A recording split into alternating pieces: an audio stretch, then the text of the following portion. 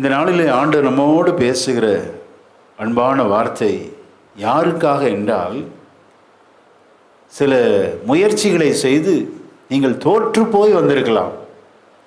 சில காரியங்களிலே முழு மனதோடு முழு பலத்தோடு எடுத்த முயற்சி தோல்வியாய் முடிந்திருக்கலாம். அதை நினைத்து ஒரு விரக்தியில் நீங்கள் இந்த ஆலயத்துக்கு வந்திருக்கலாம். நான் விசுவாசிக்கிறேன், இன்றைக்கு அடியான் விசுவாசிக்கிறேன், உங்களுடைய இருதயத்தின் ஆழங்களை அறிந்த தேவன் உங்கள் இருதயத்தோடு பேச விரும்புகிறார். அல்லேலூயா, ஆமென். நம்முடைய ஆண்டவர் பேசுகிற தெய்வம். ஆமென்.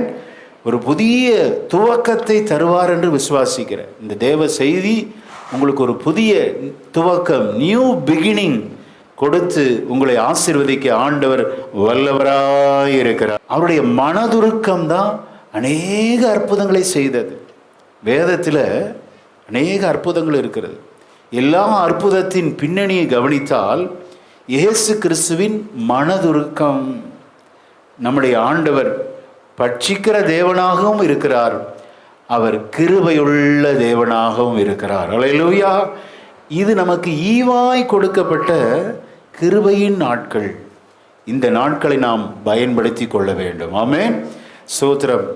ஒரு அற்புதத்தை வாசித்து அந்த அற்புதத்திலிருந்து நாம் தியானிக்க போகிறோம். வாசிக்கலாம். லூக்கா எழுதின சுவிசேஷம் 5ஆம் அதிகாரம் 1ஆம் வசனத்தை வாசிக்கலாம். லூக்கா 5:1.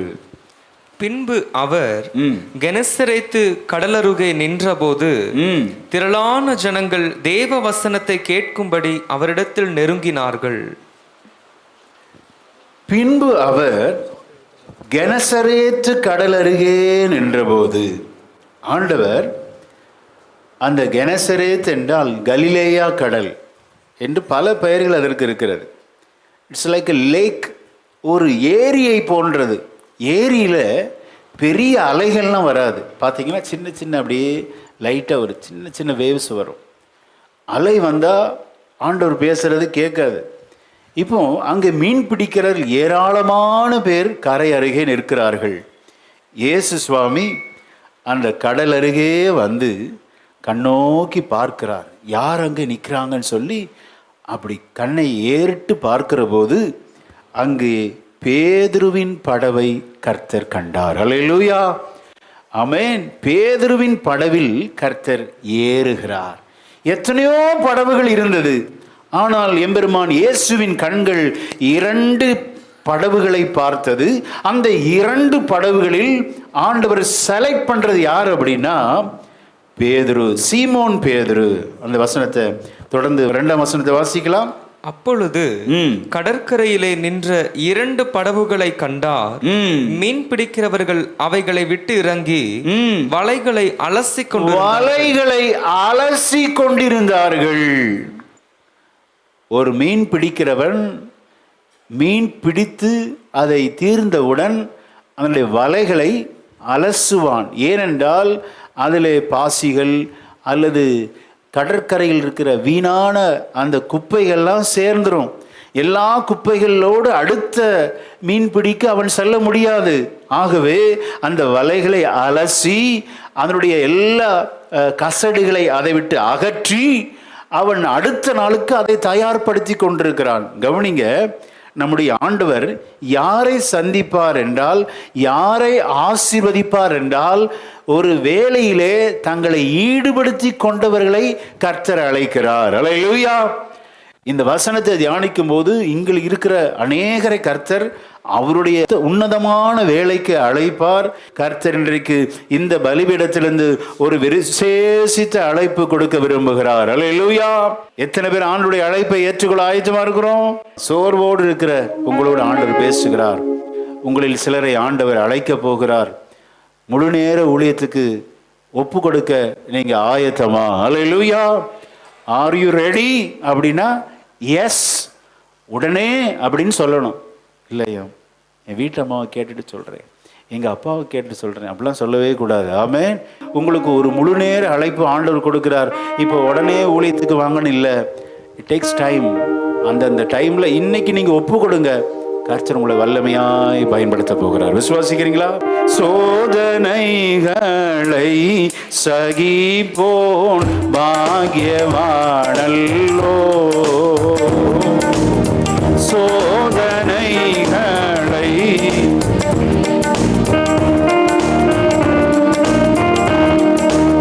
ஜீவனிடம் சூடும் நேரம்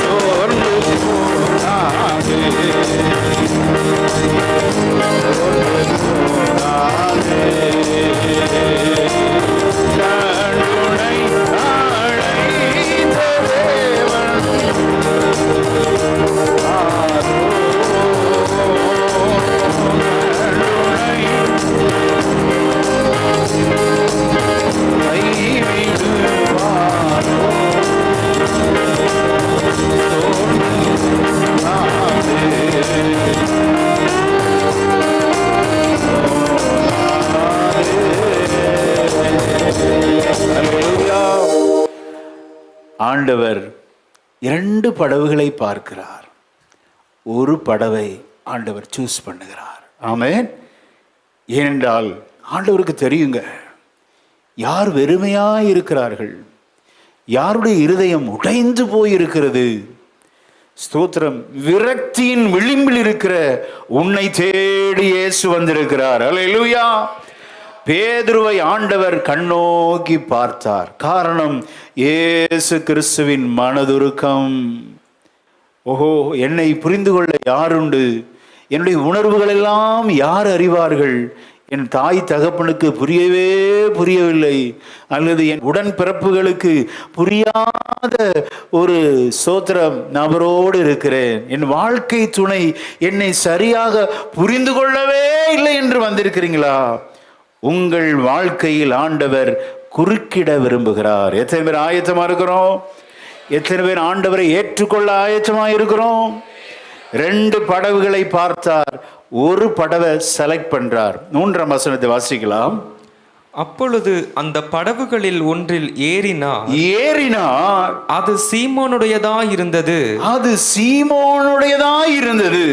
அதை கரையிலிருந்து சற்றே தள்ளும்படி அவனை கேட்டுக்கொண்டு அந்த படவில் உட்கார்ந்து ஜனங்களுக்கு போதகம் பண்ணினார். அல்லேலூயா. ஆண்டவர் பேதுருவின் படகை தெரிந்து கொண்டார். அவன் வாங்கலாம் கூப்பிடல, அவரே வந்து ஏறிட்டார். பாருங்க, சில நேரத்தில் நீங்கள் ஆண்டவரை அழைச்சிருக்கவே மாட்டீங்க, ஜெபித்திருக்கவே மாட்டீங்க. உங்களுடைய வாழ்க்கை கர்த்தருக்கு வேண்டும். ஆமென். உங்கள் படகு கர்த்தருக்கு வேண்டும். எத்தனை பேர் ஏற்றுக்கொள்ள ஆயத்தமா இருக்கிறோம்? ஆமென். நீங்கள் வருந்தி அழைக்காமலே உங்களை தெரிந்து கொண்டதின் நோக்கம் என்னவென்றால், சீமோன் 0ல இருக்கிறார், வெறுமையாய் இருக்கிறார். ஐயரே, முழுவதும் பிரயாசப்பட்டும் ஒன்றும் அகப்படவில்லை. எம்டியா இருக்கிற போட்டு சீமோன் பேதுருவின் போட். அந்த படகை தேவன் தெரிந்து கொண்டார். அல்லேலூயா. இன்றைக்கும் இயேசு உங்களை அழைக்கிறார். உங்கள் வாழ்க்கை என்ற படகிலே கர்த்தர் பிரயாணம் பண்ண விரும்புகிறார். எத்தனை பேர் ஆயத்தமா இருக்கிறீங்க? ஒப்பு கொடுங்க. சில சொல்லுவாங்க, கடைசி நேரத்தில் பார்த்துக்கலாம் பாஸ்டர், வாழ்க்கை இப்படியே ஓடட்டும். கள்ளன் கடைசி நேரத்தில் ஒப்பு கொடுத்தான். அப்படி ஒப்பு கொடுத்தா மனம் திரும்புறதற்கு கூட செகண்ட்ஸ் இல்லைங்க, செகண்ட்ஸ் இல்லை. இயேசுவேன்னு கூப்பிடுறதுக்கு கூட நேரம் இல்லாமல் திடீர்னு மரணத்தை சந்திக்க வாய்ப்பு இருக்கிறது. இதுதான் நமக்கு தத்ரூபமாக படம் பிடித்து காண்பிக்கிறது. கடைசி நேரத்தில் ஒப்பு கொடுத்துடலாம் வாழ்க்கையை. அது வரை இப்படியே பாவ வாழ்க்கை ஓடட்டும், மனுஷரை பிரியப்படுத்தி ஓடட்டும், சபைக்கு போகாமல் ஓடட்டும். கடைசியில் அந்த ஐசியூவில் பெட்டில் இருப்போம் பாருங்க, 85 வயசு இறுதியில், அப்போ கேட்டுங்களா அப்படின்னு தப்பு கணக்கு போட்டுறாதீங்க. எல்லாம் கண்ணிமைக்கும் நேரத்தில் எல்லாம் நடந்து முடிஞ்சிடும். காலம் தாழ்த்தாதே. ஆமென். இருக்கிற நாட்கள் கர்த்தருக்கென்று வாழ கர்த்தர் உங்களை அழைக்கிறார். அல்லேலூயா. இன்னும் காலம் தாழ்த்தாதே. ஆமென். அது லெஃப்ட் ரைட்லாம் பார்க்கக்கூடாது, லாப நஷ்டம் பார்க்கக்கூடாது. உடனே இன்றைக்கே ரட்சணிய நாள். இன்னும் காலம் செல்லாதுங்க. சீக்கிரத்தில் அவருடைய வருகை வரும். அவருடைய வருகை வரவில்லை என்றால் நமது மரணத்தை ஒருவரும் தடுக்கவே முடியாது. 3 காரியத்தை ஒருவரும் தடுக்க முடியாது. எத்தனை 5G வந்தாலும் டெக்னாலஜி தடுக்க முடியாது. வயது ஆகி கொண்டே போவதை தடுக்க முடியாது. ஆமென். வியாதி வருவதை தடுக்கவே முடியாது. ஸ்தோத்திரம். மரணத்தை ஒருவரும் தடுக்க முடியாது. 3 யாராலும் தடுக்க முடியாது. வியாதி சுகப்படலாம், அதுக்காக 150 200 வருஷம் வாழ முடியுமா? ஒரு லிமிட்டு தான், அதுக்கு மேலே நீங்களே போதுன்றுவீங்க. எத்தனை போதும் கர்த்தாவே ஜபம் நம்ம செஞ்சுருக்கோம், அப்படி தானே? போதும் ஆண்டவரே என் வாழ்க்கையை எடுத்துக்கோங்க. ஏசப்பா போதும்னார், முடிந்ததுன்னார், ஒரே வார்த்தை. அப்படியே பிதா எடுத்துக்கிட்டார். நம்ம எத்தனை போதும் ஜபம் பண்ணியிருக்கிறோம், நம்ம எடுக்கப்பட்டிருக்கிறோமா? கவனிங்க, ஆண்டவர் நம்மோடு பேசுகிறார். மனம் திரும்புவதற்கு நேரம் இருக்காது. இன்றைக்கே இப்பொழுதே உங்கள் வாழ்க்கையை தேவ சமூகத்தில் அர்ப்பணித்து விடுங்கள். அல்லேலூயா. உங்கள் உள்ளுணர்வு சொல்லும், நீ ஆண்டவருக்குரியவன், நீ ஊழியக்காரன், இன்னும் வேற வேலையிலேயே இருந்து கொண்டிருக்கிறாயே என்று சொல்லி பரிசுத்த ஆவியானவர் இன்றைக்கு திட்டமும் தெளிவுமாக பேசுகிறார். உங்கள் வாழ்க்கை படகு கர்த்தருக்கே சொந்தம். ஆமென். பேதுரு எந்த ஒரு ரிஜெக்ட் பண்ணலைங்க. ஆண்டவர் உள்ள ஏறி உட்கார்றாரு. வேண்டாம், ரொம்ப டயர்டா இருக்கேன் சொன்னாரா? முழுவதும் பிரயாசம். எவ்வளோ அசதி இருக்கும், தூக்கம் இல்லை, துக்கமா இருக்காரு, விரக்தியில் இருக்கிறாரு. ஆனா பேதுரு ஆண்டவரை ஏற்றுக்கொண்டார். அல்லேலூயா. ஆமென். ஆண்டவரே என்னுள் வாரும் என்று எத்தனை பேர் கேட்க முடியும்? ஆமென். நீங்கள் வருந்தி அழைத்தால் உங்கள் வாழ்க்கை படகை கர்த்தர் பயன்படுத்த ஆயத்தமாயிருக்கிறார். ஆமென். உள்ள வந்துட்டாரு, படகை கொஞ்சம் தள்ளுப்பா அப்படிங்கிறார். அந்த வசனத்தை மீண்டும் வாசிக்கலாம். 3ஆம் வசனத்தை வாசிக்கலாம். அப்பொழுது அந்த படகுகளில் ஒன்றில் ஏறினார். அது சீமோனுடையதாய் இருந்தது. அதை கரையிலிருந்து சற்றே தள்ளும்படி அவனை கேட்டுக்கொண்டு அந்த படவில் உட்கார்ந்து ஜனங்களுக்கு போதகம் பண்ணினார். ஜனங்களுக்கு டீச்சிங்காக அந்த போட்டை பயன்படுத்துறார். Teaching purpose. ஜனங்களுக்கு போதகம் பண்றார். ஜனங்கள் வாஞ்சியாய் ஆண்டுடைய வாயிலிருந்து வருகிற வார்த்தையை கவனிக்கிறார்கள்.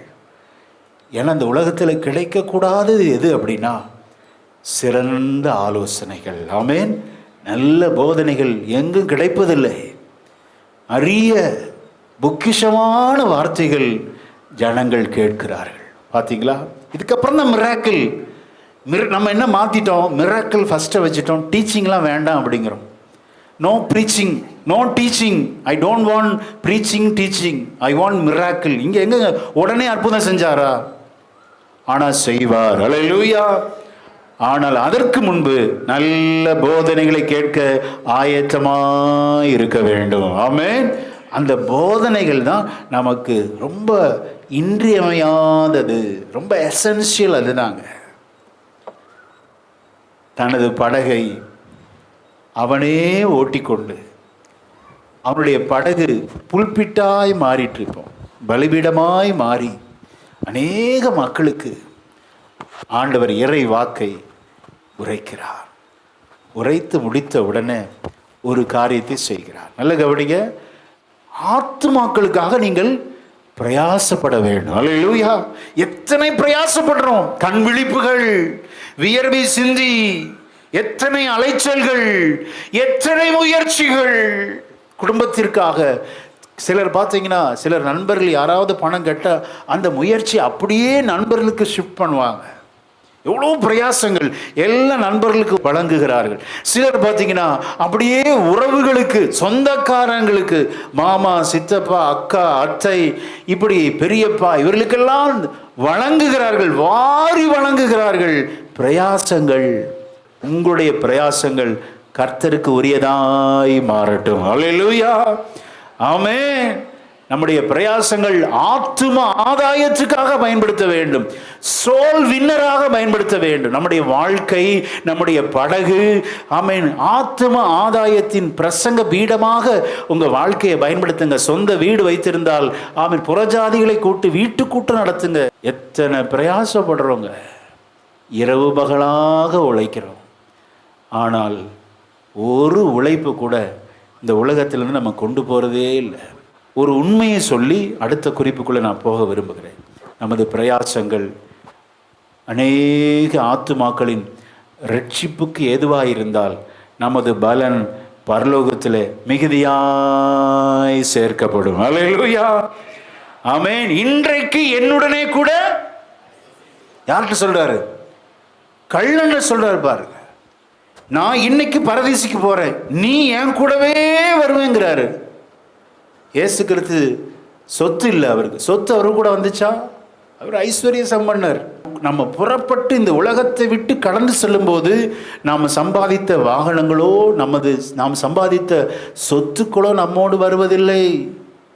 எவ்வளோ நல்ல ஆடைகளை வாங்குகிறோம், துணிமணிகளை வாங்குகிறோம், பொருட்களை வாங்கி குவிக்கிறோம், ஒரு பொருள் கூட வராதுங்க. உங்கள் வாழ்க்கை படகை கர்த்தருக்கென்று திருப்பி விடுங்கள். போதகத்துக்காக, டீச்சிங்காக, ஆத்துமாக்களின் ரட்சிப்புக்காக பயன்படுத்துங்கள். நீங்கள் விலையேற பெற்றவர்களாய் மாறுவீர்கள். அல்லேலூயா, ஆமென். சில நினைக்கலாம், ஆண்டவருக்கு கொடுத்தா எல்லாம் நான் ஓட்டாண்டி ஆயிருவேன். கர்த்தருக்கு கொடுத்த ஒருவரையும் ஆண்டவர் கைவிட அவர் அநீதி உள்ளவர் அல்லவே. அல்லேலூயா. எபிரேயர் 6:10 வாசிக்கலாமா? தேவனுடைய ராஜ்யத்துக்காக, அவருடைய ஊழியத்துக்காக எடுக்கிற முயற்சியை ஆண்டவர் மறக்கவே மாட்டாராங்க. வாசிக்கலாம், எபிரேயர் 6:10. ஏனென்றால் உங்கள் கிரியையையும் நீங்கள் பரிசுத்தவான்களுக்கு ஊழியம் செய்ததினாலும் செய்து வருகிறதினாலும் தமது நாமத்திற்காக காண்பித்த அன்புள்ள பிரயாசத்தையும் மறந்து விடுகிறதற்கு தேவன் அநீதியுள்ளவர் அல்லவே. அந்த லைன் அண்டர்லைன் பண்ணிக்கோ. தமது நாமத்திற்காக காண்பித்த என்ன பிரயாசம்? அன்புள்ள பிரயாசம். ஆண்டவர் கட்டாயப்படுத்த மாட்டாருங்க.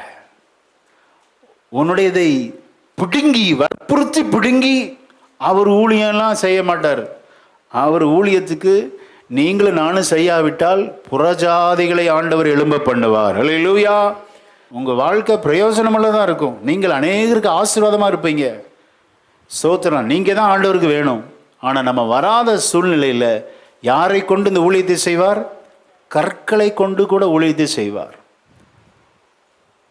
சிலிக்கான் அதால் செய்யப்பட்டு தான் சிப்பு, மெமரி சிப். டிவி ஊழியங்கள் பாருங்கள். டிவி ஊழியத்தில் மனிதன் இருக்கிறானா? இல்லை, கல் தான் இருக்குது உள்ள. சிலிக்கான் சிப்பு, மெமரி கார்டு சிலிக்கானால் செய்யப்பட்டது. அது மணல், கல் பேசும். நீங்களும் நானும் பேசாட்டி, நீங்களும் நானும் ஆண்டுடைய ஊழியத்தை செய்யாவிட்டால், ஆண்டவருக்காக அன்புள்ள பிரயாசப்படாவிட்டால் கல்லுகளை கொண்டே இந்த ஊழியத்தை செய்ய வைப்பார். ஆமென். நீங்களும் நானும் ஆண்டவருக்காக சாட்சியாக எழும்பணும். ராஜ்யத்தை கட்ட, தேவனுடைய ராஜ்யத்தை பிரசங்கிக்க இந்த வாழ்க்கையை ஒப்பு கொடுங்கள். உங்கள் வாழ்க்கை அற்புதமாய் மாறும். அல்லேலூயா. ரொம்ப டயர்டாக இருக்கேன், என்ன விட்டுருங்க. பேதுரு சொன்னாரா? சாக்கு போக்கே சொல்லலை. அவருடைய படவை திறந்து கொடுத்தார். ஆண்டுடைய ராஜ்யத்துக்காக நம்ம பிரயாசப்படுறப்ப நம்மை ஒருபோதும் ஆண்டவர் வெறுமையாய் அனுப்பவே மாட்டார். ஆமென்.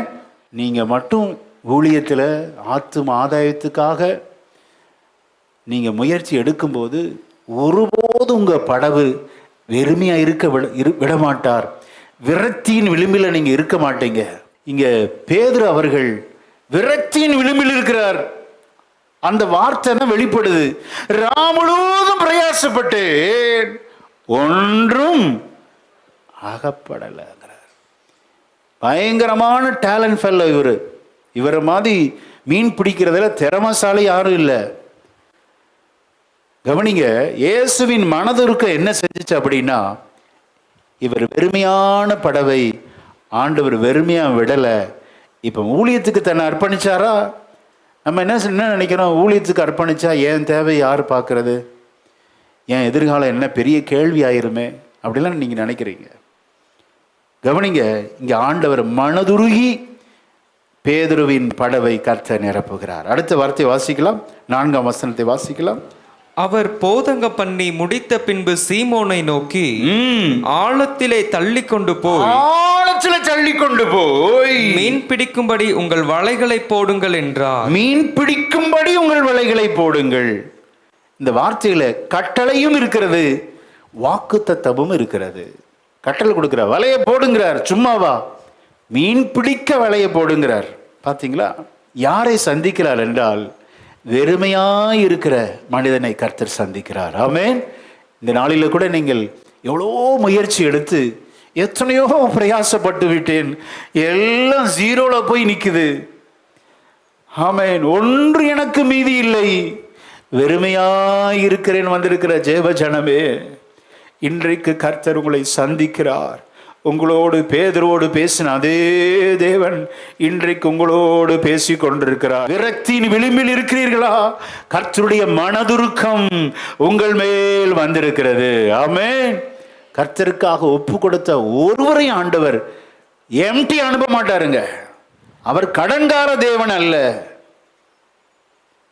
ஊழியத்துக்காக போட்டை கொடுத்தார், போட்டை நிரப்பாம விட்டுருவாரா? நான் ஏதாவது பேதுருவுக்கு செய்யணும்னு சொல்லி அவனுடைய மனதுருக்கம், நாம் எடுத்த அன்புள்ள பிரயாசத்தை மறந்துவிட தேவன் அநீதியுள்ள தேவன் அல்ல. அல்லேலூயா. அன்புள்ள பிரயாசத்தை கர்த்தர் மறந்துவிட அவர் அநீதியுள்ள தேவன் அல்ல. அல்லேலூயா. பார்க்கிறாரு, உன் பேதுரு, உன் படகை நீ எனக்கு கொடுத்துருக்கல்ல, உன்னை விட்டுருவேனா? சற்று ஆழமாய் தள்ளு அப்படிங்கிறார். அது ஆவிக்குரிய அர்த்தம் என்ன அப்படின்னா, நம்ம பட்டும் படாமல் ஜெபம் பண்ணிட்டு போயிடுறோம். உள்ளே வரணும், ஆண்டவரை ஆராதிக்கணும், தேவனை தரிசிக்கணும். ஆமென். மணிக்கணக்காக இருந்து காத்திருந்து தேவ சமூகத்தில் அற்புதங்களை நாம் பெற்றுக்கொள்ள முடியும். ஹல்லேலூயா. பாருங்க, ஸ்தோத்திரம். அன்புள்ள பிரயாசம்.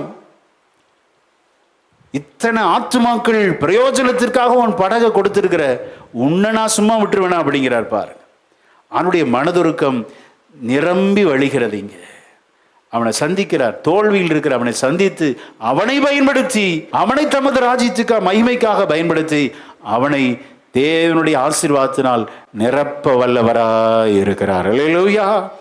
சில நினைக்கலாம், ஊழியத்துக்கு ஒப்பு கொடுக்குறீங்க. எப்படி பாஸ்டர் ஒப்பு கொடுக்கலாம்?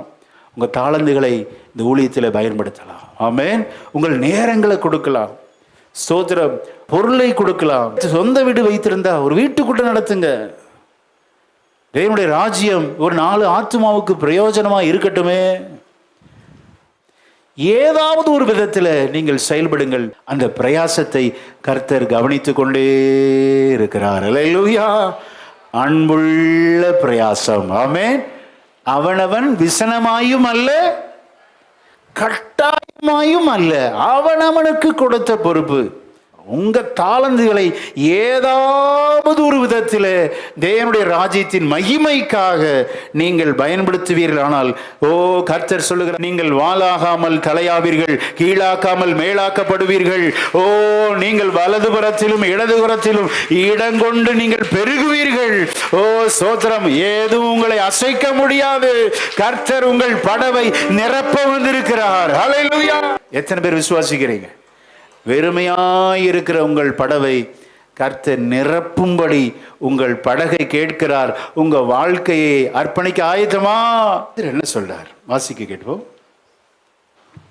அதற்கு சீமோன், ஐயரே, ராம் முழுவதும் நாங்கள் பிரயாசப்பட்டும் ஒன்றும் அகப்படவில்லை. ஆகிலும் போதும். ஏன் அந்த வார்த்தையை பயன்படுத்துறார்? தன்னுடைய ஸ்டேட்டஸை சொல்கிறார். இன்றைக்கி நம்ம தான் ஸ்டேட்டஸ் வைக்கிறோம்ல. எங்கேயாவது போய் ஃபோட்டோ எடுத்துகிட்டு நான் இங்கே கொடைக்கானல் போனேன், ஊட்டி போனேன். இவருடைய ஸ்டேட்டஸ் என்ன? 0. சொல்லணுங்க, வாயை திறந்து சொல்லணும். சொல்கிறதுக்காகவே ஆண்டவர் சில காரியங்களை செய்ய வைப்பார். நம்ம கீழே விழுந்தாலும் மீசையில் மண் ஓட்டாத மாதிரி தான் நம்ம நடந்துக்கிறோம். உங்கள் ஸ்டேட்டஸ் என்ன? வாய் திறந்து சொல்ல வைப்பார். பிறவி குருடனை பார்த்து கேட்குறார், நான் உனக்கு என்ன செய்யணுங்கிறார். ஏங்க குருடனுக்கு என்னங்க செய்யணும்? நான் பார்வை அடைய வேண்டும் அப்படிங்கிறார். நான் பார்க்கணும்னு அவன் வாயை திறந்து சொல்லணும். நமது தேவைகளை ஆண்டவர் சொல்லும்படி எதிர்பார்க்கிறார். அல்லேலூயா, ஆமென். வாயை திறந்து அறிக்கை பண்ண வைப்பார். பிள்ளைகளே சாப்பிட ஏதாகிலும் இருக்கா அப்படிங்கிறார். சீசர்கிட்ட வந்து கேட்குறார். அங்கேயும் பார்த்தீங்கன்னா பேதுரு ஒன்றும் இல்லாமல் ஜீரோவில் இருக்கிறார். ஏதாவது தரீங்களா அப்படிங்கிறார். அப்போ அவங்க சொல்கிற வார்த்தையை கேட்கலாம். யோவான் 21:5 வசிக்கலாம். யோவான் 21:5. இயேசு அவர்களை நோக்கி, பிள்ளைகளே புசிக்கிறதற்கு ஏதாகிலும் உங்களிடத்தில் உண்டா என்றார். அதற்கு அவர்கள் ஒன்றுமில்லை அப்படிங்கிறார். சில நேரத்தில் நம்மளை ஜீரோ ஆக்கிட்டு தான் ஆசீர்வதிப்பார். நீங்கள் வெறுமையாக வந்திருக்கலாம், தோற்று போய் வந்திருக்கலாம், மன விரக்தியோடு வந்திருக்கலாம். கர்த்தருக்கு உங்களுடைய படகு வேண்டும். அல்லேலூயா. உங்களை பயன்படுத்தி உங்கள் குறைவுகளை நிறைவாக்குகிற அற்புத மூர்த்தி. நமக்கு என்ன ஆசீர்வாதத்துக்கு முன்பாக என்ன அப்படின்னா தாழ்மை. யாக்கோபு கேட்கிறார், உன் பேரு? What is your name? ஆண்டவர் தெரியாதா? அவர் தாங்க யாக்கோபை இஸ்ரவேலை ஆசீர்வதிக்கிறவர். ஒரு தேசமாகவே மாற்றிட்டார். What is your name? உலகம் தோன்றதுக்கு முன்னரே நம்மளை பெயர் சொல்லி அழைக்கிறார். வாயிலிருந்து சொல்லணும், எத்தன், நான் ஒரு ஏமாற்று பேர் வழி. அறிக்கையிடணும். தேவ சமூகத்தில் வரும்போது நம்முடைய ஸ்டேட்டஸ் சொல்லணும், நம்முடைய குறைவுகளை நம்ம சொல்லணும். ஆமென்.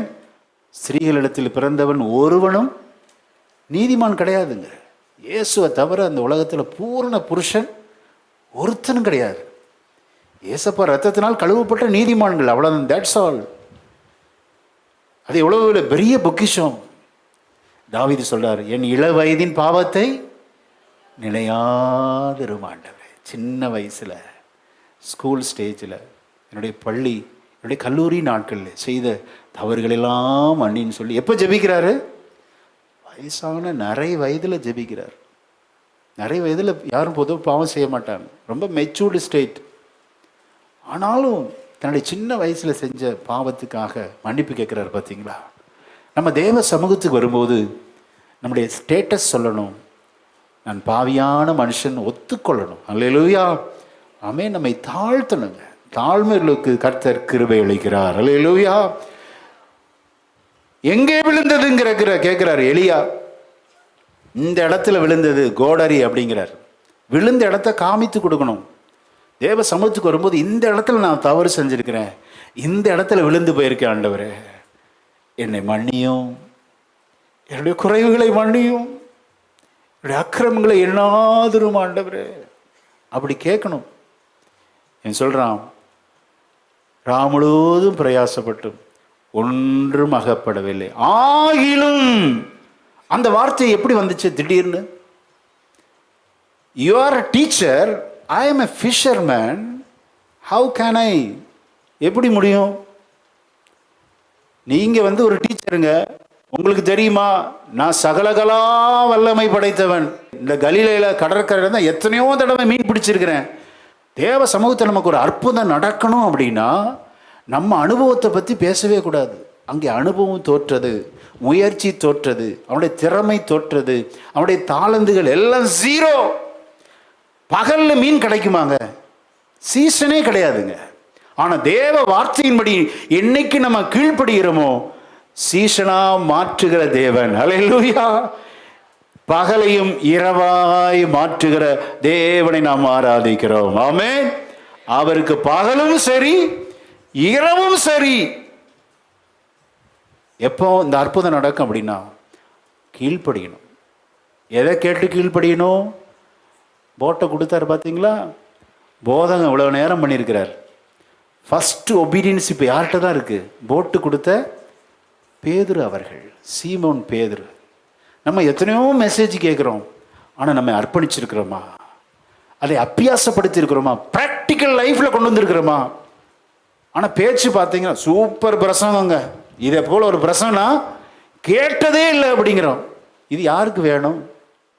போதகத்தை கேட்கிறவர்கள் அநேகர், ஆனால் அப்பியாசப்படுத்த வேண்டுமே, பிராக்டிக்கலா அப்ளை பண்ணணுமே.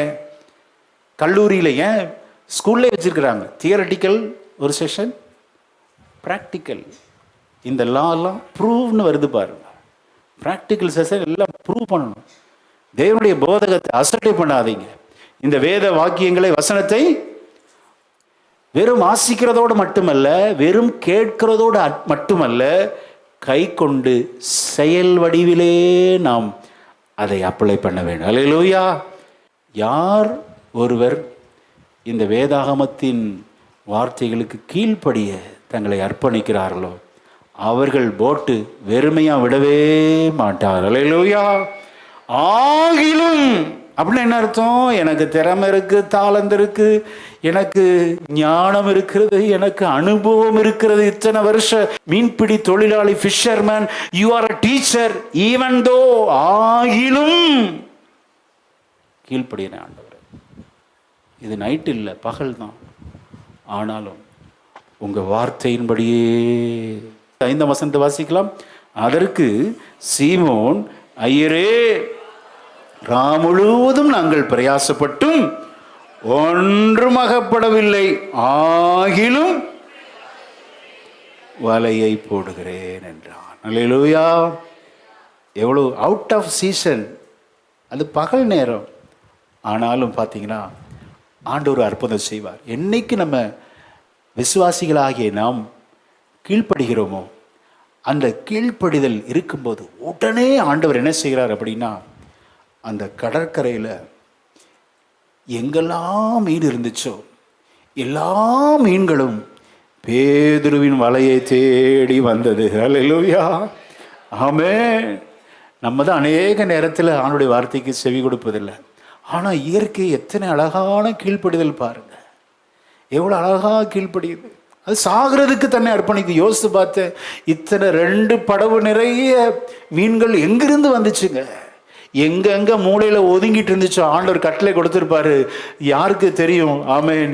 எல்லாம் இப்ப பேதுரு வலையை போடுவாரு, எல்லாம் தேடி இதுக்குள்ள வந்து விழுந்துருன்னு ஒரு கட்டளை போட்ட உடனே 2 படகுகள் அமிழத்தக்கதான மீன்களை கர்த்தர் கொடுத்தார். அல்லேலூயா. உங்களுக்கு நேராக கர்த்தருடைய வார்த்தை வருகிறது. இந்த பட்டணத்தில் எங்கெல்லாம் ஆசீர்வாதங்கள் இருக்கிறதோ அவைகள் எல்லாம் உங்களை தேடி வரும். கீழ்ப்படிந்தால் உங்களுக்கு ஆசீர்வாதம் நிச்சயம். விசுவாசிக்கிறீங்களா? உங்க ஆசீர்வாதம் எங்க இருக்குன்னு ஆண்டவருக்கு தெரியுங்க. நம்ம வேலை கீழ்ப்படியணும். சீசன் இல்லாத நேரத்தில் ஆண்டவர் சொல்லிட்டார், கர்த்தருடைய வார்த்தை உங்களுக்கு நேராய் வருகிறது. பரிசுத்த ஆவியானவர் இன்றைக்கு திருஷ்டாந்தம் எங்களோடு பேசுகிறார். ஆமென். முயற்சியை விட்டு விடாதே, மீண்டும் முயற்சி எடு. உன் தோல்வி, அதே தோற்று போன படகு, அதே தோற்று போன வலை, அதே தோற்று போன நபரை கொண்டு 2 படகு அமிழத்தக்கதான ஆசீர்வாதத்தை கொடுத்த அதே தேவன், நீ தோற்று போன உன்னுடைய ஏரியாவில, உன்னுடைய கம்பெனியில, தோற்று போன இடத்தில, தோற்று போன மனிதர்கள் முன்பாக உன் தலையை நிமிர செய்கிறவர் கர்த்தர் இங்கே இருக்கிறார். ஹல்லேலூயா. விசுவாசிக்கிறீங்களா? எந்த படகு வெறுமையா இருந்ததோ அதே படவை நிரப்புகிறார். உன் முயற்சியை விட்டுவிடாதே, தொடர்ந்து போராடி அதே இடத்துல ஆண்டவரோடு நெருங்கிய ஒரு ஆழமான தொடர்பில மீண்டும் அதே பிசினஸை தொடர். ஹல்லேலூயா. அதை நான் நிரப்புவேன் என்று கர்த்தருடைய பரிசுத்த ஆவியானவர் இன்றைக்கு பலிபீடத்திலிருந்து உனக்கு வார்த்தையை கொடுக்கிறார். அல்லேலூயா. தோற்று போயிட்டுமே, இனி ஒரு முயற்சியா? எஸ், ஆண்டவரோடு ஆழமான தொடர்பில் அந்த முயற்சி எடு. உங்கள் படவை நிரப்ப, உங்கள் வலை கிழியத்தக்கதாய் கர்த்தர் ஆத்துமாக்களை சோத்திரம் ஆசீர்வாதத்தை கட்டளையிட கர்த்தர் வல்லவராய் இருக்கிறார். ஆமென். தேவை தாழ்மையுள்ள அறிக்கை வேணும். என்னால் முடியல ஆண்டவரே, ஒத்துக்கிறேன். முயற்சி எடுத்து எவ்வளோ எடுத்து பார்த்தேன். என்னுடைய தாளந்துகள்லாம் பயன்படுத்தி பார்த்தேன். முழுவதும் கஷ்டப்பட்டேன். துக்கமாக இருந்த பேதுரு, தூக்க மயக்கமாக இருந்த பேதுருவை கர்த்தர் மீண்டும் முயற்சி எடுக்க அவனுக்கு அழைப்பு கொடுத்த போது, ஆயிலும் என்று உமது வார்த்தையின்படியே நான் செய்கிறேன் கீழ்ப்படிந்தான். அல்லேலூயா. கீழ்ப்படிதலுள்ள விசுவாசம் நம்மை அற்புதத்துக்கு நேராய் வழி நடத்தும். எந்த இடத்துல தோத்து போனீங்களோ அதே இடத்துல உங்கள் தலையை நிமிர செய்வார். ஆமென். எப்பொழுது? இதோ அடியேன் ஆண்டவரே, உம்முடைய வார்த்தையின்படியே நான் கீழ்ப்படுகிறேன். 1% உத்தி அப்படின்னு சொல்லுவாங்க, ப்ளஸ் 99% கடின உழைப்பு. இதுதான் அதிர்ஷ்டம். நீங்கள் அதிர்ஷ்டம்னு அப்படியே ஆண்டவர் மேலேருந்து கொட்டுவார்னு நினச்சிடாதீங்க. 1% அந்த உத்தி, ஸ்ட்ராட்டஜின்னு சொல்லுவாங்க, அந்த யுத்தியை பயன்படுத்து. 99% எதுதான்? கடின உழைப்பு. உழைப்புல தான் ஆண்டவர் நம்மளை ஆசீர்வதிப்பார். கூரையை பிச்சுட்டு உடை கொடுக்க மாட்டாருங்க. உழைக்கணும். ஆயினும் அது வார்த்தையின்படியே கீழ்ப்படிக்கணும், விசுவாசிக்கணும். பலிபீடத்திலிருந்து வார்த்தை வந்துருச்சா, அதை பிடிச்சுக்கணும், அதன்படி கீழ்ப்படியுங்கள். விளைவு வெட்கப்பட்ட இடத்திலே கர்த்தர் நம்மை ஆசீர்வதிப்பார். மீண்டும் அந்த வசனத்தை, அடுத்த வசனத்தை வாசிக்கலாம். 6ஆம் வசனத்தை வாசிக்கலாம். அந்தபடியே அவர்கள் செய்து தங்கள் வலை கிழிந்து போகத்தக்கதாக மிகுதியான மீன்களை பிடித்தார்கள். அல்லேலூயா. ஆமென். ஆண்டவருடைய அற்புதம் பாருங்களேன். திருப்தியாக்கி நம்மை நடத்துகிறவர். ஆமென். முதற் குறிப்பு, இயேசுவின் மனதுருக்கத்தினால் இந்த அற்புதம் நடந்தது. ஆமென். 2வது குறிப்பு, நாம் அறிக்கையிட வேண்டும். தேவ சமூகத்தில் தாழ்மையான அறிக்கை. இதோ அடியேன் ஆண்டவர், எவ்வளோ முயற்சி செஞ்சு பார்த்துட்டேன், என் பிள்ளைகள் வாழ்க்கையில் இன்னும் ஒரு அற்புதம் நடக்கலன்னு வந்திருக்கிற பெற்றோரே, தொடர்ந்து முயற்சி எடு. ஆமென். உங்கள் பிள்ளைகளை கர்த்தர் ஆசீர்வதிப்பார். விசுவாசிக்கிறீங்களா? அல்லேலூயா. சோர்ந்து போய் அப்படியே முடங்கி விடாது. ஆகிலும் உம்முடைய வார்த்தையின்படியே திருப்தியான வாழ்க்கைக்குள் நம்மை நடத்துவார். வெறுமையாய் இருந்த படகு வலைகள் கிழிந்து போக்கத்தக்கதான மீன்களை ஆண்டவர் கொடுத்தார். ஆமென். அப்பொழுது மற்ற படவிலிருந்த கூட்டாளிகள் வந்து தங்களுக்கு உதவி செய்யும்படிக்கு சைகை காட்டினார்கள்.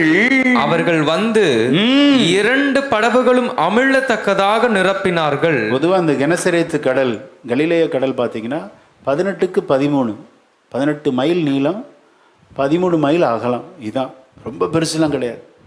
அங்கே சைகை காட்டினா எப்படி வந்துட முடியுமா? ஆழத்துக்கு வா, உன்னை ரொம்ப ஆழத்துக்காக கூட்டிகிட்டு போயிட்டாரு. போகிற வழியிலேயே கீழ்ப்படிஞ்ச ஆசீர்வாதம். அல்லேலூயா. எதிர்த்து பேசக்கூடாது, கேள்வி கேட்கக்கூடாது, சந்தேகப்படக்கூடாது, அவிசுவாசப்படக்கூடாது. அவ்வளோதான். சைகை காட்டுற அளவுக்கு தெரியுதுன்னா பாருங்கள், ரொம்ப பெருசாக ஒன்றும் போகலை. போகிற வழியிலே அற்புதம் நடந்துருச்சு.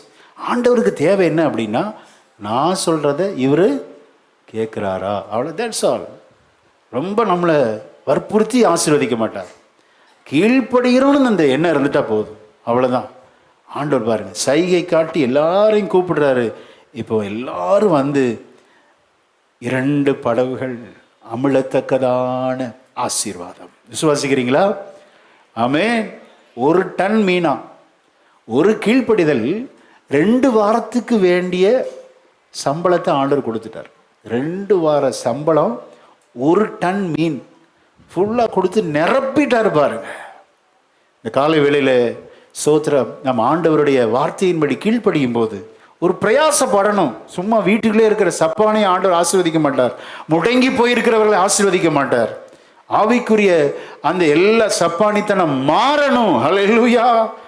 ஆண்டவருக்காக எழும்பி சிலம்பம் பண்ணணும், முயற்சி எடுக்கணுங்க.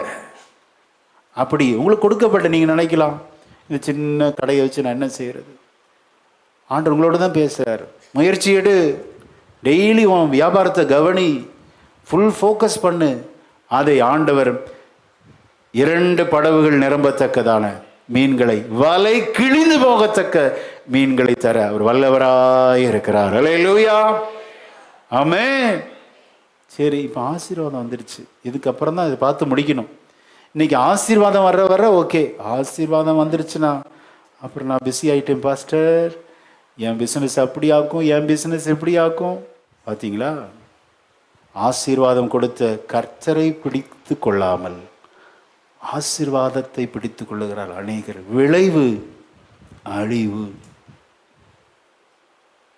சும்மா இருக்க மாட்டார் ஆண்டவர், கொஞ்ச நாள் வெயிட் பண்ணுவார்.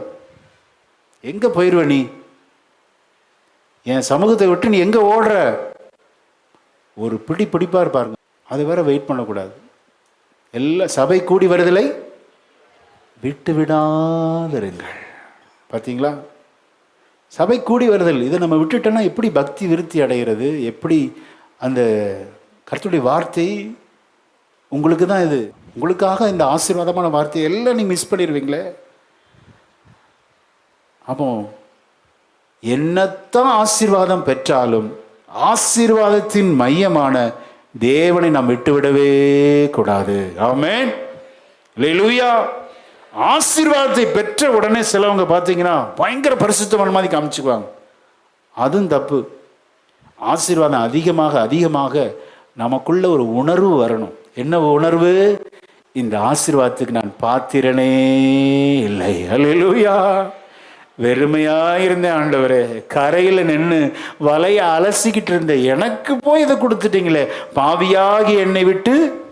பாவியாகிய மனுஷன் நீர் என்னை விட்டு போக வேண்டும் என்று வேண்டிக் கொண்டான். எவ்வளோ தாழ்மை பார்த்தீங்களா. கட்டாயம் ஆசீர்வதிப்பார். ஆனால் ஒருபோதும் ஆண்டவருக்கு நேரம் இல்லைன்னு சொல்லிடாதீங்க. ஸ்தோத்திரம். ஆண்டவருக்காக பிறதை நாம் இழக்க ஆயத்தமாக இருக்கணும். இங்கே பக்தன் பேதுரு சொல்லுகிறார், ஆசீர்வாதம் வந்தவுடன் இந்த மனப்பான்மை நமக்கு இருக்கணும். வாசிக்கலாம், அடுத்த வசனத்தை வாசிக்கலாம். சீமோன் பேதுரு அதை கண்டு இயேசுவின் பாதத்தில் விழுந்து ஆண்டவரே நான் பாவியான மனுஷன், நீர் என்னை விட்டு போக வேண்டும் என்றான். அப்படி தாழ்த்தணும். ஆண்டவர் உன்னதமானவர், மகத்துவமானவர், பரிசுத்தர். அப்படி உயர்த்துவதற்குத்தான் இந்த ஆசீர்வாதமே ஒழிய நம்மை உயர்த்துவதற்கு அல்ல. ஆண்டவருக்கு நேரம் இல்லைன்னு சொல்லக்கூடாது. நேரத்தை ஒதுக்கி வர வேண்டும். அடுத்த வசனத்தை வாசிங்க. அவர்கள் திரளான மீன்களை பிடித்தது நிமித்தம் அவனுக்கும் அவனோடு கூட இருந்த யாவருக்கும் பிரமிப்புண்டானபடியினால் அப்படி சொன்னான். 10ஆம் வசனத்தை எல்லாம் சேர்ந்து வாசிக்கலாம். இன்று ஆண்டவர் நம்மோடு பேசுகிற உன்னதமான உயர்ந்த மகத்துவம் நிறைந்த வார்த்தை எல்லாம் வாசிக்கலாம். சீமோனுக்கு கூட்டாளிகளான செபதேயுவின் குமாரராகிய யோவானும் பிரமித்தார்கள். அப்பொழுது இயேசு சீமோனை நோக்கி, பயப்படாதே, இது முதல் நீ மனுஷரை பிடிக்கிறவனாய் இருப்பாய் என்றார். அல்லேலூயா. 11 வசனத்தை சேர்த்து வாசி. அவர்கள் கண்டு நிறுத்தி எல்லாவற்றையும் விட்டு, அல்லேலூயா. பேதுனுடைய படகு, சொந்தக்காரன். எவ்வளவு தியாகம் பார்த்தீங்களா. ஊழியத்தில் நம்ம தியாகம் இல்லாமல் ஊழியம் செய்ய முடியாது. கிறிஸ்தவ வாழ்க்கை என்பது அர்ப்பணிப்பில் இருக்கிறது, தியாகத்தில் இருக்கிறதுங்க. மனப்பூர்வமாய் அன்போடு இதை நாம் செய்யணும், கட்டாயமாய் கிடையாது.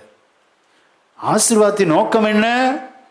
நாம் நம்மை தாழ்த்த, ஆண்டவரை உயர்த்த. அதான் ஆசீர்வாதத்தின் மைய கருத்து. இதை விட்டுறாங்க. இன்னைக்கு அற்புதத்துக்காக ஜெபம் பண்ணுறதுக்கே பயமாக இருக்குது. அற்புதம் நடக்கணுங்க. ஆனால் அற்புதத்தை வாங்கிக்கிட்டு ஆண்டவர்கிட்டே போயிடுறாங்களே. அற்புதத்தின் நோக்கமே என்ன அப்படின்னா, ஆண்டவரை நாம் தேடி வர வேண்டும். அல்லேலூயா. ஆண்டவருக்காக, ஊழியத்துக்காக நம்மை அர்ப்பணிக்கணுங்க. தியாக உள்ளங்கள் வேணும். கிறிஸ்தவம் எத்தனை மிஷனரி பாருங்க, தங்களுடைய வீட்டை விட்டுருக்குறாங்க, தங்களுடைய படிப்பை விட்டுருக்குறாங்க, தங்களுடைய சுய தேசத்தை விட்டு இந்த கிளைமேட்டே ஒத்துக்காத இடத்துல வந்து இவ்வளோ தியாகமாய் தங்களை அர்ப்பணித்து சுவிசேஷ ஊழியத்தை செஞ்சுருக்கிறாங்க. இன்றைக்கி நம்ம சுகபோகத்தை விட முடியலையே, சொந்தக்காரங்களை விட முடியல. எல்லாவற்றையும் விட்டு ஆண்டவரை பின் செல்ல எத்தனை பேர் ஆயத்தமாக இருக்கிறோம்? நீங்கள் ஆண்டவருக்காக விட்டு பாருங்க, பல மடங்கு ஆசீர்வதிப்பார். எத்தனையோ நான் சொல்ல முடியும். ஆனால் தியாகம் பண்ணணும். நோ குவஸ்டனிங். ஆண்டவர்கிட்ட எந்த கேள்வி கேட்கக்கூடாது. ஆண்டவருக்காக விட ஆயத்தமா, கொடுக்க ஆயத்தமா, உடைய வாழ்க்கையை அவர் கொடுத்த ஆசீர்வாதங்க, அவருக்கே கொடுக்க ஆயத்தமா. அவர் கொடுத்த படிப்பு, அவர் கொடுத்த திறமைகள், அவர் கொடுத்த தாளந்துகள், அவர் கொடுத்த பிள்ளைகள், என்னுடைய மூத்த பிள்ளை உமக்கு தான் ஆண்டவரே, உம்முடைய ஊழியத்துக்காகவே நான் வளர்ப்பேன். எத்தனை பெற்றோர் சொல்ல முடியும்? அப்படி சொல்லணும். தியாகம். மீன்களை கொடுத்த 1 டன் மீன்களை கொடுத்தது நோக்கம் என்ன அப்படின்னா, இப்ப 2 வாரத்துக்கு வச்சுக்கோ பேதுரு, ஆனா ஃபியூச்சர்ல அந்த மீனையே பிடிச்சிட்டு வாழக்கூடாது, உன்னை மனிதர்களை பிடிக்கிறவளாக மாற்றுவேன். அல்லேலூயா, ஆமென். பாத்தீங்களா, நம்முடைய ஆசீர்வாதத்தின் நோக்கம், மைய பொருள் என்ன அப்படின்னா ஆத்தும ஆதாயம். நம்முடைய ஆசீர்வாதங்கள், சொந்த வீடு, நல்ல பிள்ளைகள், நல்ல மருமக்கமார், நல்ல பேர பிள்ளைகள், எல்லாவற்றின் நோக்கம் என்ன அப்படின்னா ஆத்தும ஆதாயம் பண்ணணும். மனுஷரை பிடிக்கணுங்க, மனுஷரை பிடிக்கணும், தேவனுடைய நாமத்தின் மகத்துவத்திற்காக. ஆமென். நீங்கள் எதை செய்தாலும் கர்த்தருக்கென்று செய்யுங்க, அவருடைய நாமத்திற்காக செய்யுங்க. நமது பிரதானமான நோக்கம் என்னவென்றால் ஆத்தும ஆதாயம் செய்ய வேண்டும். அல்லேலூயா. அதுக்காக தான் உங்களுக்கு பிசினஸ் கொடுத்திருக்கிறாரு, அதுக்காக தான் நல்ல வாகனங்கள் கொடுத்திருக்கிறாரு, நல்ல கடை கொடுத்திருக்கிறாரு, ஒர்க் ஷாப் கொடுத்திருக்கிறாரு. எதற்கென்றால் ஆமென், ஊழியம் உருவாக வேண்டும், ஆத்துமாக்களை ஆதாயம் பண்ண வேண்டும். இன்று முதல் இந்த சபையை நான் மனிதர்களை பிடிக்கிறவர்களாக ஆக்குவேன். விசுவாசிக்கிறீங்களா? வெறுமையான உன் படகை ஆண்டவர் நிரப்புவார். வெறுமையான உங்க பிசினஸை நிரப்புவார். ஊழியங்களுக்கு நீங்கள் வலதுகையா இருப்பீர்கள். உங்கள் முன் அநேக ஊழியர்கள் உருவாவார்கள். ஆமென். அல்லேலூயா. வாசிக்கிறீங்க, உங்க படவு நிரம்பத்தக்கதா, வலைகள் கிழியத்தக்கதா, மீன்களுக்கு கட்டளை கொடுத்த அதே தேவன் உங்களுக்கு நேராக ஆசீர்வாதங்களை திருப்பி விடுவாராக. ஆமென். பரிசுத்தமுள்ள நல்ல பிதாவே, இந்த அருமையான ஆராதனைகள் நீர் பேசினீரப்பா. வெறுமையாய் வந்த ஆண்டவரை, விரக்தியின் விளிம்பில் வந்த உமது பிள்ளைகளோடு நீ இடைப்பட்டீர். இந்த வார்த்தைகளை கேட்டு அதை அப்படியே விட்டுவிடாதபடி, ஆயிலும் போதகத்தை கேட்டு உடனே கீழ்ப்படிதல், இன்ஸ்டன்ட் ஒபீடியன்ட், அது இருக்கும்போது எங்களுடைய வாழ்க்கையில ஒருபோதும் வெறுமை என்பது இருக்கவே இருக்காது சுவாமி. நிரப்பப்பட்ட அனுபவம் இன்றைக்கு வந்த ஒவ்வொருவருக்கும் உண்டாவதாக.